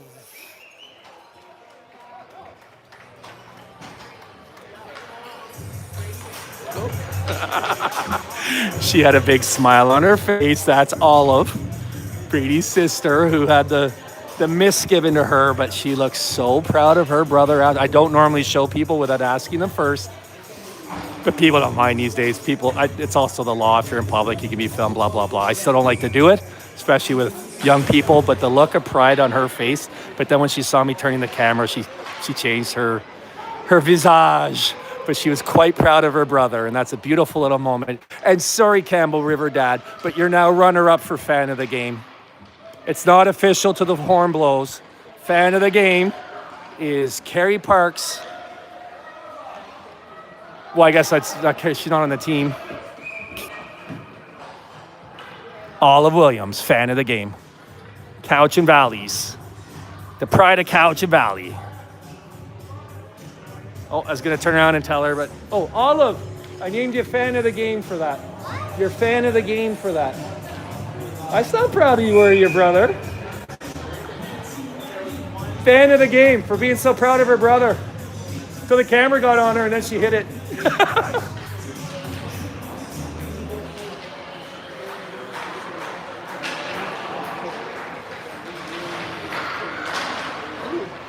(7-3) 7-3. Yeah, buddy, let's go. Wow. Okay. Nice shot by Jasper. Another nice save by Richards. He continues his strong game. Silas Gagne. Oh, looks like Paul Coffey out there. Nice save made by Richards. He says, you know what, I'm going to get out of the zone myself. I apologize for the camera work. I'm digging out the score of that other game?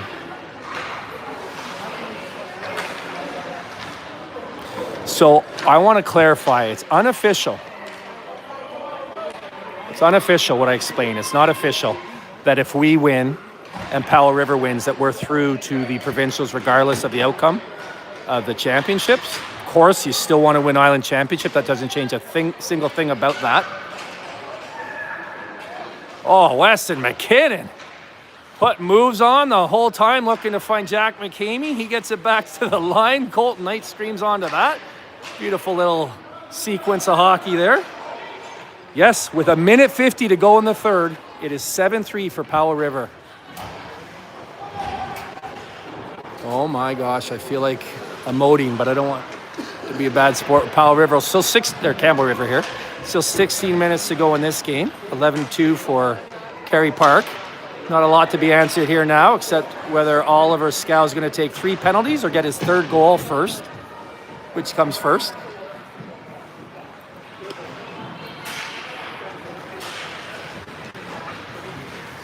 Jeff.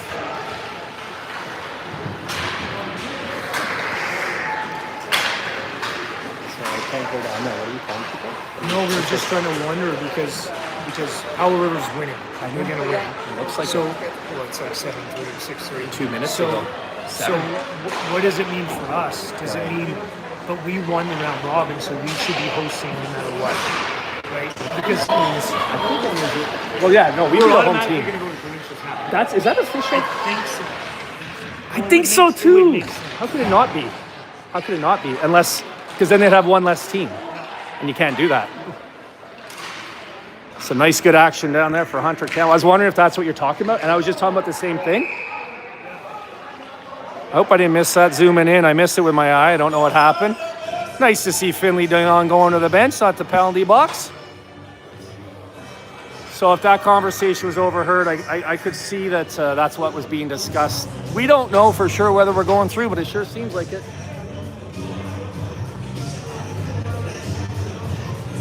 You're before everybody for some reason. Who's your carrier?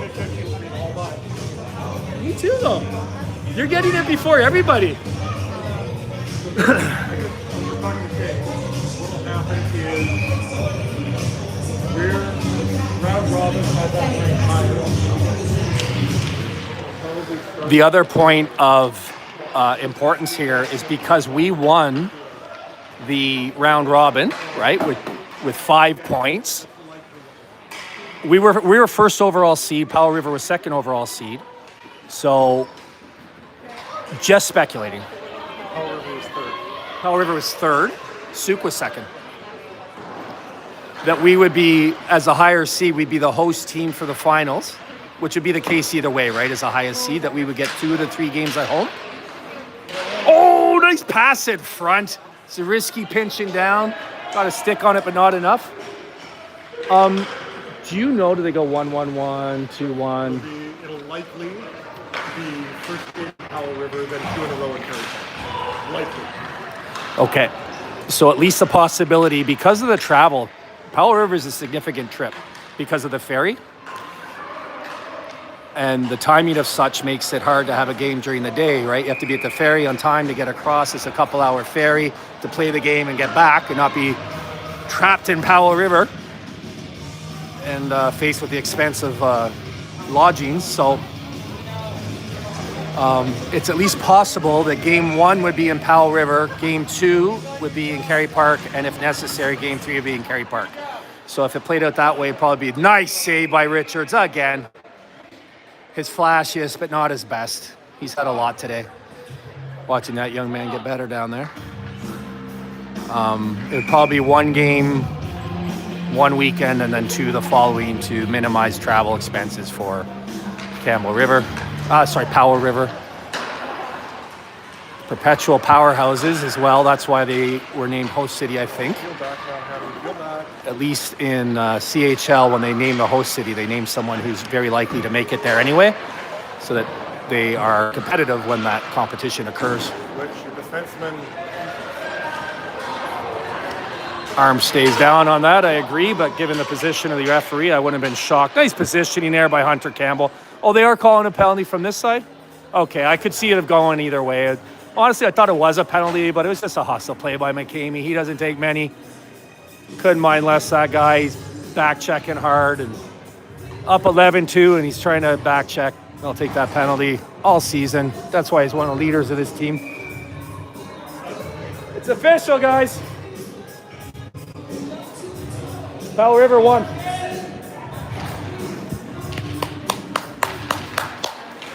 So what that means for sure, I'm not sure. But it looks to me like these boys might be going to provincials. Who wants to go as a loser, though? Right? So we want to win this, keep this one going the right way, win the finals. It might also matter for seeding. But I got waves of goosebumps going through my body thinking about these kids getting to have an experience like that. Talk about memories of a lifetime.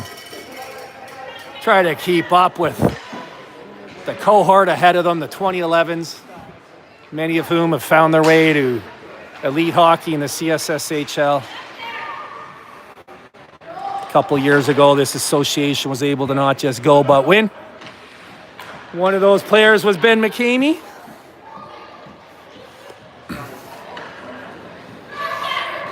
Whoa, nice save by Hunter. Flashes of leather. Power play continues. Right off the mask.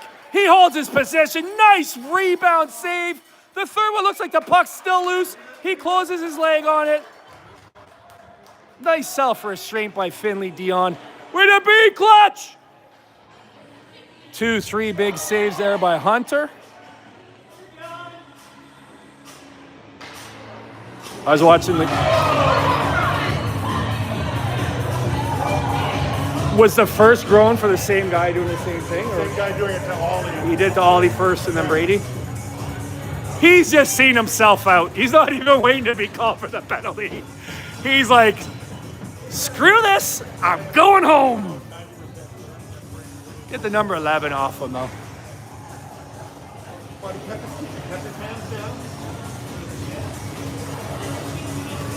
As we hold the number 11 score up there. The spiritual captain of this Kerry Park team all season, continuing through this game forward. Xavier Rasulyankovic.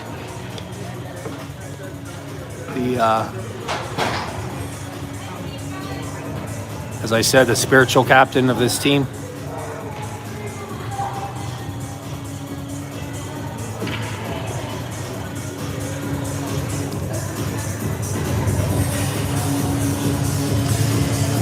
A lot of 11s up there.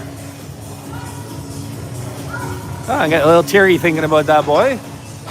But it's nice that he's still in our hearts, and I assure you he is.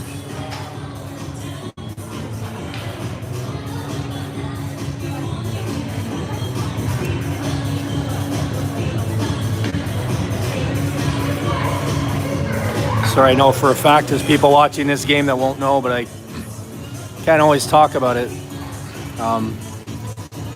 Okay, yeah, we lost him previous to this season in a reckless driving incident, and every player on this team and players all around the league. What was I watching highlights of yesterday?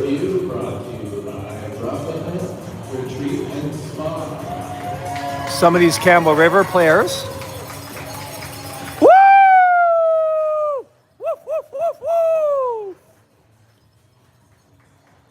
Players all over this league, young or older, throughout the CS as well, wearing stickers in honor of Xavier for all the lives he touched. Got this sorted out.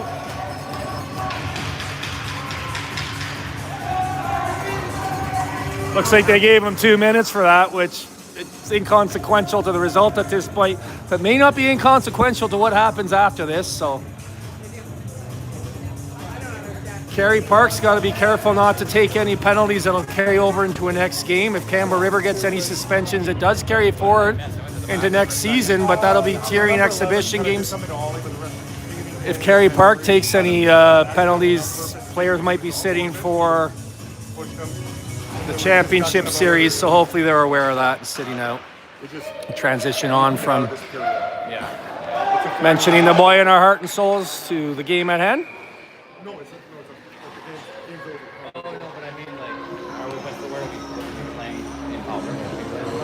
coming weekend will be one game in Powell River. Is it this weekend? There's no pause? Like the following week. Like 1 not week from tomorrow, now. Like a week 1 week from now. Yeah, Yeah. it'll be one game in Powell River, and then probably I the didn't next know. weekend 2 here. That's right. Good. Good. So yeah, I can add that speculation to the previous speculation that it will be next weekend. I wasn't sure if there'd be a week off. Wow, nice clean face-off win there by Duke Drinkwater. Boxes out, gets the puck over to Cole Wakeland.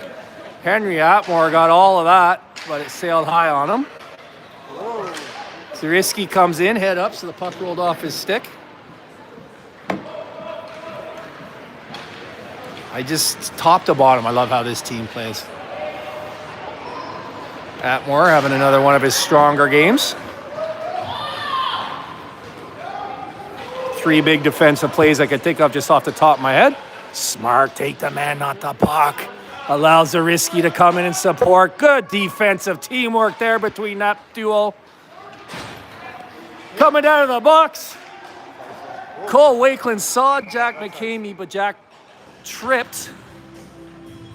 And he kind of limped as he got up. That's more important than anything that's happening here. He's okay, he's staying on.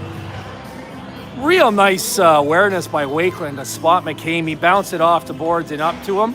McCamey might have taken that on the fly out of the box, but he lost his edge and fell. Puck went down the ice for icing.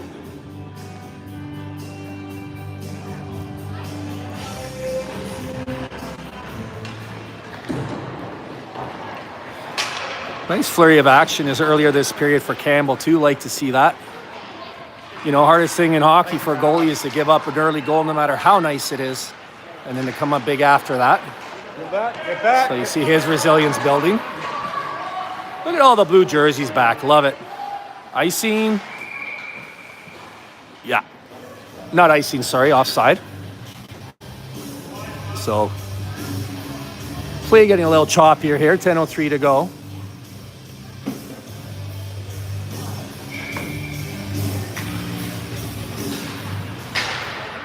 Wow, so Souk lost. How did Souk lose that? They're such a resilient team. Yeah, must be. Well, that's informative for our boys too. Yeah, you can chalk up the danger of playing in Powell River is it is such a long travel day, especially for Souk. They're 45 minutes an hour further south than us.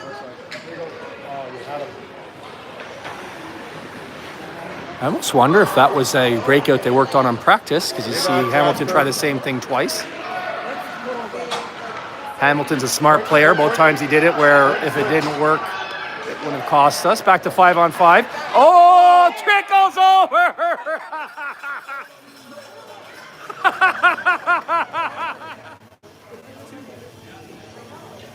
They don't ask how, they ask how many. Jasper Smith in perfect position as usual. That's why they call him the big intangible. He's just so fundamentally sound. Does all the little things that you don't notice. If that puck hadn't come out to him, you wouldn't have known he was there. It did. He's in position. He didn't need to get all of it.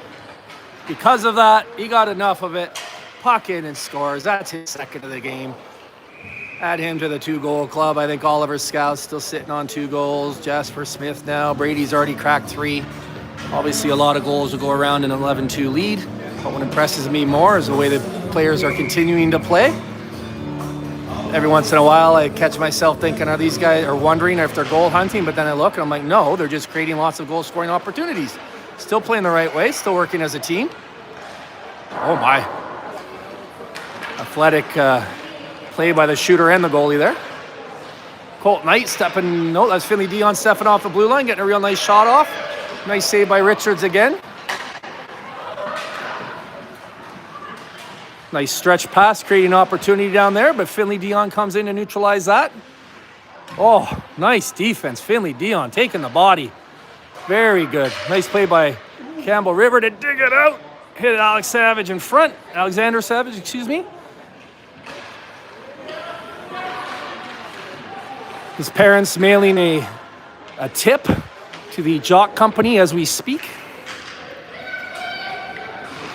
You hear someone calling, that was all he calling for the pass ahead. It was tipped, so it won't be icing. But because of the tip, it rolled away from Ollie, down behind the net. Fine, leave it, leave it. He takes his second penalty of the game. We're on hat trick watch for Ollie. Is he going to take 3 penalties or get 3 goals first? He's up to 2-2.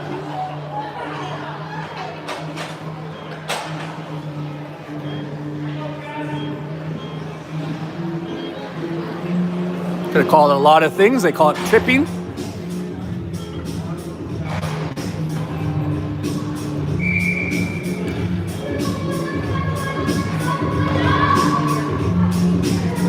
That cheering or communication you might hear is the Campbell River bench, the players still talking to each other. Nice to see they're competing. Anytime you get to compete, it's a privilege. That's this gold medal winning Olympian next to me. When it's over, it's over. You can't go back. Nice save by Hunter Campbell, left pad. High velocity shot right along the ice. One of those McKamey shots. Stopped by Hunter. He's seen him in practice, that's why. Assist on that save goes to Jack McKamey for preparing these two so well. That's the thing about these goalies. They get to practice against these players.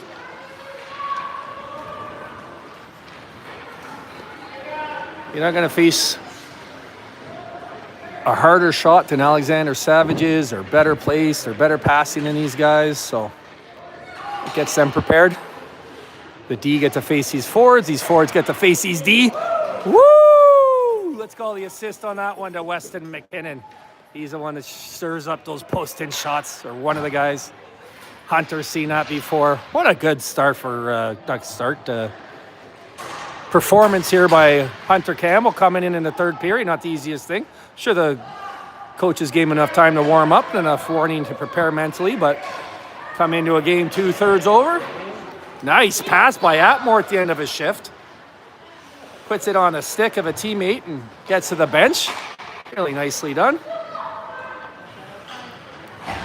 5-on-4 for Campbell River for 30 more seconds, if I haven't mentioned that. Silas loses his stick and decides that's my excuse to throw a body check.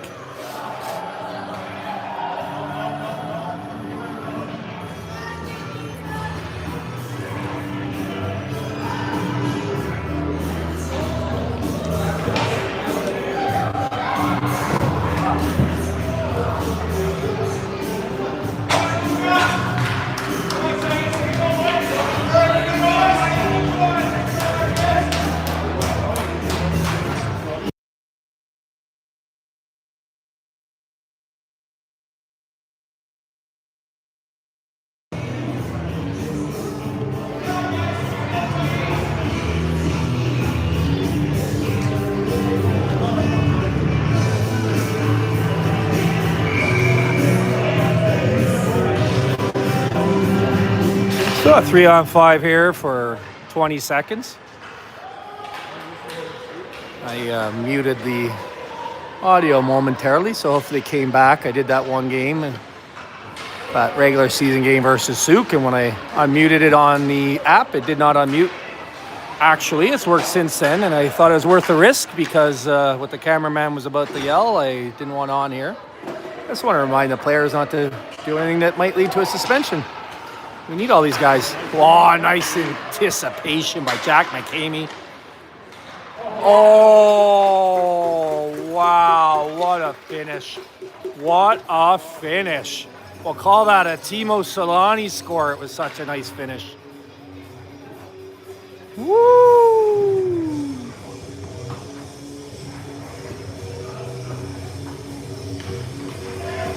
I know we have at least one family viewing from Northern Ontario, so it's not impossible, that being a high concentration of Finnish Canadians, that this will be understood. But after a goal like that, I think Dad could be excused for some kalsalakannet tomorrow as he celebrates an exceptional season by these boys.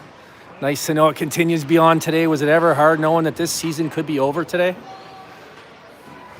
I've been loving every moment of this. Not every moment, but every moment that didn't involve us taking a penalty, I've loved. Some ups and some downs, but mostly ups in this season. And I love these kids. individually and as a team.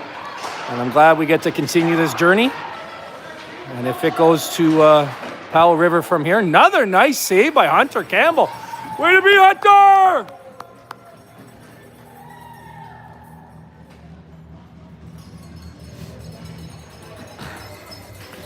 I don't believe that shot came out for a second. Maybe switch to 2 in the 8, and maybe switch to 2 in the 4.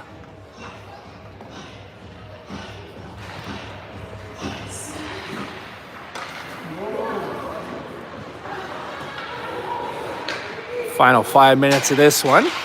Remains 11-2 as the first penalty against Oliver. Oh, I forgot to say Ollie Oxenfree. That's him out there now. Ollie's out of the box, and there's 13 seconds left in Silas's, so it's a 4-on-5, 11-2 for Kerry Park with 4.5 minutes to go. Nice defense by Landon Zariski. Takes a dangerous opportunity away, didn't even get a shot off. Surprised that one didn't come. Del Casino had a clear shot out, it deflected on the way to the net. I am speechless.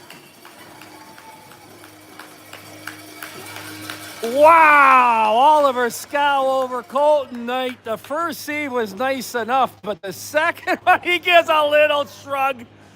All in a day's work, he says. What a fantastic follow-up save by Hunter Campbell. Wow, that's how you want to play out through the end here. The first stop impressive, the second one amazing.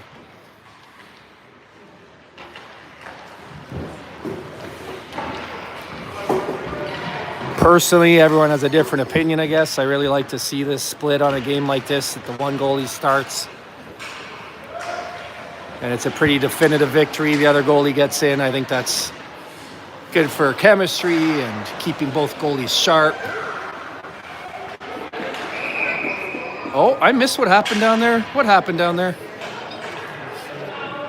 Slash.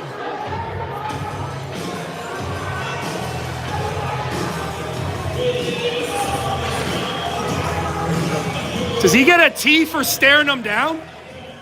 He's staring him down. Hey. He's staring him down. I know. It's 15-2. Yeah. It's okay. It's okay. He's staring him down. That's a T. It's okay. The score doesn't matter. The unsportsmanlike does. It's okay.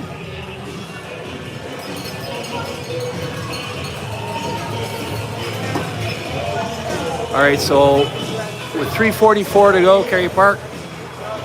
We'll have 2 minutes of that or less on the power play. I stand by pointing that out. That kid was staring down somebody after attempting to injure him, and that's not what minor hockey's like, about my opinion. And he should be out of this game, in my opinion. Oliver Scow out there looking for the Hattie. Alexander Savage, he's been creating so many opportunities lately, but hasn't scored in a while. He got self, he gives it up to Ollie. Rolls on him. Colton Knight with it. He's putting on moves like a Colton goal. Oh, wow. Alexander Savage, high hockey IQ, covering for his D partner who's down and leading the rush. Goes back to cover at D. Puck finds him for an opportunity. You know I love that. The player putting team first gets the shot opportunity out of that. Oh, Jackson Reed putting it up on a platter for Ollie. Well defended. Ollie says, I'm going team first. I'm getting it over to Philly Dion, who shoots. Puck comes out to Alexander Savage. I mentioned he deserves one. Lincoln, you want to give a thumbs up on camera? The younger Savage cheering on his brother. It is 12-2, but you know what? His father mentioned he hasn't got one on the board lately, and hopefully he does because they tend to come in bunches. I was surprised to hear that. He's been so offensively productive lately, but he hasn't been getting the goals, and to get a goal like that might lead to more as we go forward here. So nice to see Alexander Savage rewarded on some good, solid team play at the end of this game, which is what you want to see. Nice passing. He's the forward that covered on the D who went in on the nice rush. Oliver Scow could have been selfish and gone for the hat trick. He passed it up. Nice play, Oliver. Everyone contributing on that goal. Alexander Savage completing the play. From Kerry Park, heads up. McCamey finds McKinnon. McKinnon said he wanted to score one today for a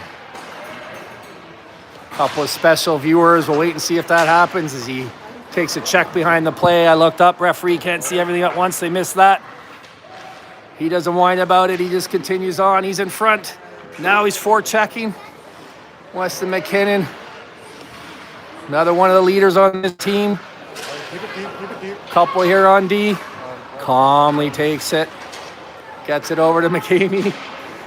Dangerous but skillful. Dangerous but skillful. Behind you.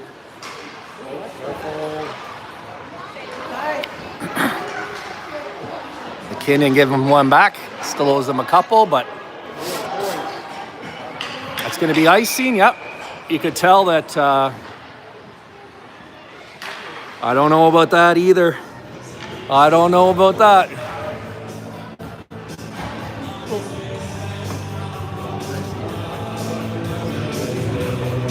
I don't like it. I don't like that sports are like. Just end the game. Drop the puck and let's go. No suspensions. Boy, Cole Wakeland's been sharp on those face-offs today, huh? Wins another one there. 3-on-2 developing. Zarisky back. Chip and chase. Atmore takes position between the two forwards and intercepts the pass. Gets it over the half boards. Finds its way back in front, though, just as well. So Hunter can make another stretch save. It's tough in situations like this. You want to cheer loud for the goalie, but it's 11-2. Is it actually more than 11?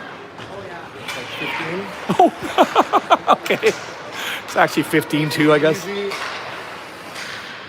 can tell how much I was paying attention to the score. I'm just watching how these guys are playing as we have 33.3 seconds to go. Appropriate in this game. It's Brady Williams, one of our stronger players today. As usual, though. Good balanced production. Top to bottom. Not often both goalies get in and play really well. All 17 contributing today.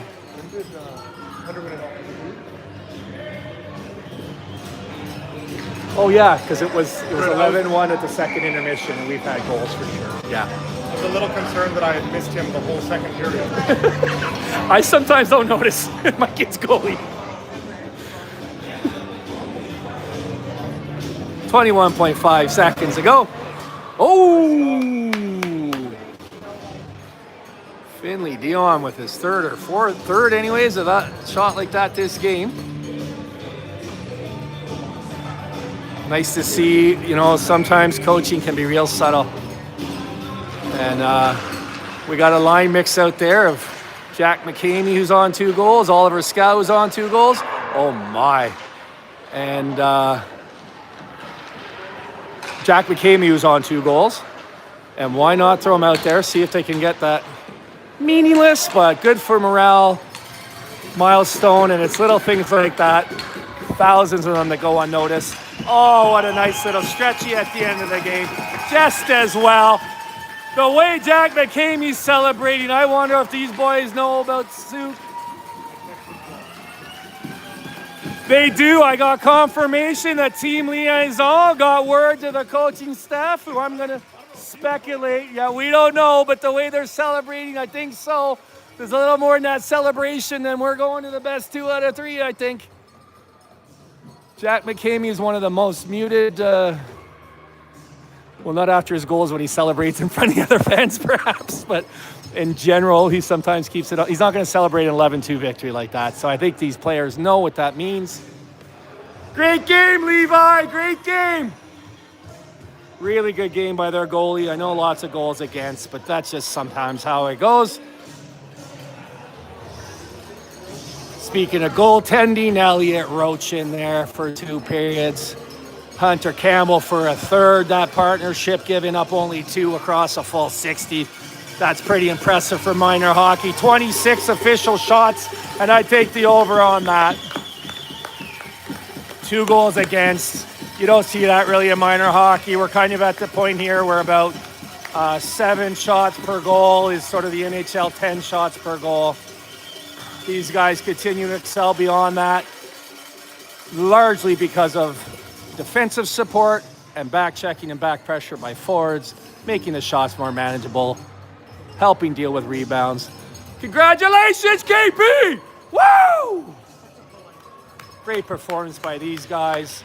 Because it was such a sprint off the line and the whole way through, it kind of mutes it a bit, but what an accomplishment for this team. Next up, Powell River. I didn't see that coming. I shared earlier that the odds-on favorite when this started was Souk versus Kerry Park when all was said and done. But that's why you play the games. Powell River, an impressive squad. I was looking through their results this year too. I gotta admit, they look a bit, well, obviously they're in the position they're in. They're gonna be a dangerous opponent, but so are we. Boy, that's gonna be fun. What they call that, a subway series? We got a sea series. You gotta get on a boat and cross part of the sea to get to these guys. On the northern interior mainland, the Gold Coast it's called. We'll update as soon as we know. Well, no, we'll go live as soon as we know. Talk to your person on the team to find out when that starts, but I think there's gonna be one game in Powell River next weekend. So proud of these boys. Thank you all for watching and being here. Kerry Park going to the VIAHA championships and potentially more. Woo!